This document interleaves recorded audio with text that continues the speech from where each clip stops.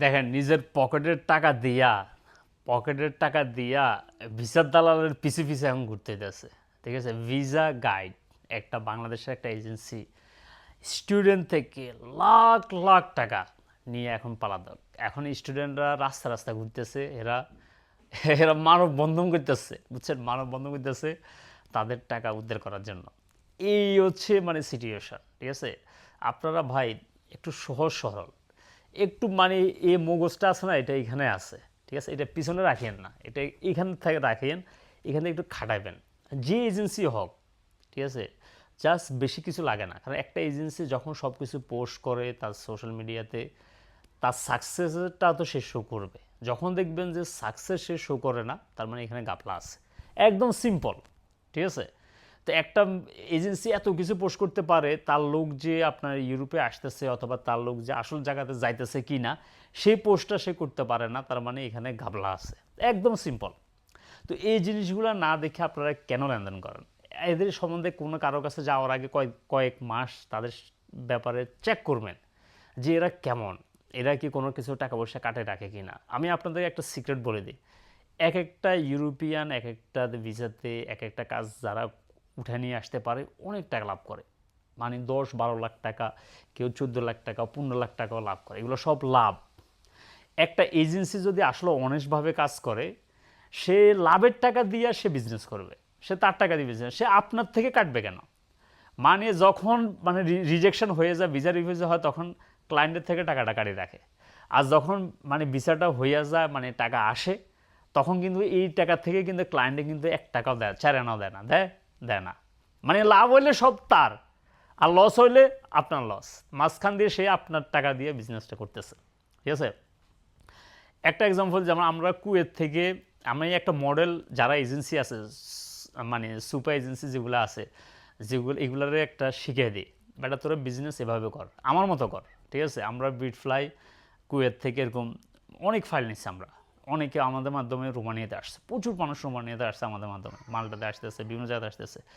এরা জিরো ডিপোজিটে নিচ্ছে, বাট এদের থেকে আমরা একটা গ্যারান্টি রাখছি যে তারা 100% যাবে। তারা মানে কোনো ওয়ার্ক পারমিট আসলে বলবে না যে না আমি যাব না, যদিও অনেকে করছে ওয়ার্ক পারমিট আসার পরেও যায় নাই। ঠিক আছে, অনেকে ভিসা হওয়ার পরেও একজন দুজন মানে যায় নাই, এটা পরবর্তী আর অন্য ভিডিওতে বলবো। বাট এরা দেখা গেছে আপনার জমা দিতেছে, আপনার সিল লাগানোর পরে তারা তাদের ফি পে করতেছে। ঠিক আছে, তাদের কনসালটেন্সি ফি যেটা আছে সেটা পে করতেছে, বাট আগে করতেছে না। ঠিক আছে, আর ইভেন ধাপে ধাপে কোনো টাকা পয়সা দিতে হইতেছে না, বুঝছেন। ধরেন আপনার এখন পারমিট আসার পরে 1 লাখ, তারপর ইয়ার পর 2 লাখ, এটার পরে 2 লাখ, মানে পরবর্তী দেখো যখন, কারণ এমবেসি আপনাকে আপনার সিল লাগাই দিবে, ভিসা দিবে। এখন এমবেসি যদি না দেয়, আপনার সব কিছু ঠিক আছে, আপনাদের বিদেশে কোম্পানি ঠিক আছে, আপনার ইউনিভার্সিটি ঠিক আছে, সব কিছু ঠিক আছে। এখন যদি এমবিসি হচ্ছে আপনার, তাদের একটা রাইট আছে যে তারা কাকে রিজেক্ট করবে, কাকে ভিসা দিবে না, এটা তাদের রাইট আছে। তখন তারা যদি রিজেক্ট করে, তাহলে এই ক্ষতিপূরণটা তো এজেন্সিকে নেওয়া উচিত, কারণ এজেন্সি তো লাখ কোটি কোটি টাকা বানাইতেছে, এক একটাতে মানে বিশাল টাকা বানাইতেছে। তখন এজেন্সি কেন এই দায়িত্বটা নেয় না?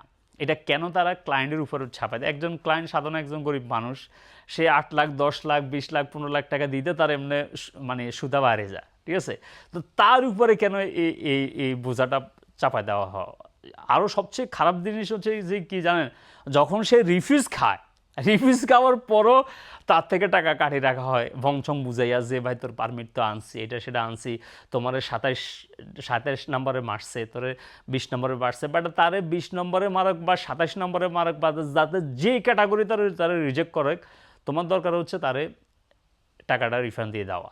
ঠিক আছে, কারণ তুমি তো আরেকটাতে তো মাল কামাইতেছো, এক একটাতে 10-12 লাখ 14 লাখ টাকা করে কামাইতেছো।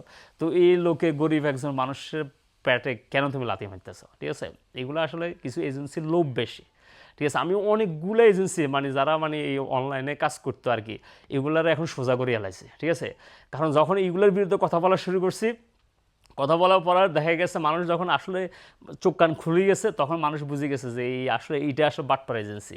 এরকম এজেন্সিতে যাওয়ার দরকার নেই, যে এজেন্সি আপনারা ভংচং বিভিন্ন ওয়ার্ক পারমিট দেখাইয়া, ভাই এখন হচ্ছে এআই যুগ, টেকনোলজি যুগে, আপনারা ওয়ার্ক পারমিট এমনভাবে দেখাইব কয় যে আর প্রথম একটা ছেড়ে দিলে আপনি বুঝতে পারবেন এটা আগা ঘন্টা মাথা ঘন্টা এরকম অবস্থা। আপনারা এমন এমন ওয়ার্ক পারমিট দিব, এমন কন্ট্যাক্ট দেখাবো, আপনি বুঝবেন না এটা ফেক নাকি এটা অরিজিনাল। তো ওয়ার্ক পারমিট তারপর কন্ট্রাক্টগুলোর কোনো মানেই হয় যদি আপনি ভিসা না হয়।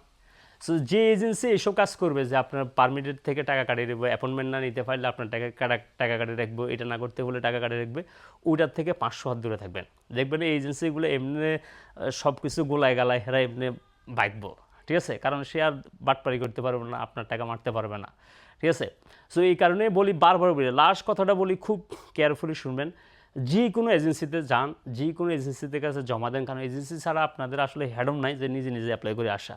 যদি কিছু কিছু মানুষ পারে, আমাদের পাশের দেশের কিন্তু অনেক কান্ট্রিরা কিন্তু তারা নিজে নিজে অ্যাপ্লাই করে চলে আসে, শুধু বাঙালিরা মানে পারে না। তো যদি আপনারা পারেন না, কোনো এজেন্সি যাওয়ার আগে অ্যাটলিস্ট তারা দেখবেন কোথায় পোস্ট করে তাদের ভ্যাকেন্সিগুলো, তারা কোথায় তাদের সাকসেস হিস্টোরিগুলো পোস্ট করে, তারা কি করে, তাদের সম্বন্ধে অন্তত মানে কয়েক মাস দেখবেন।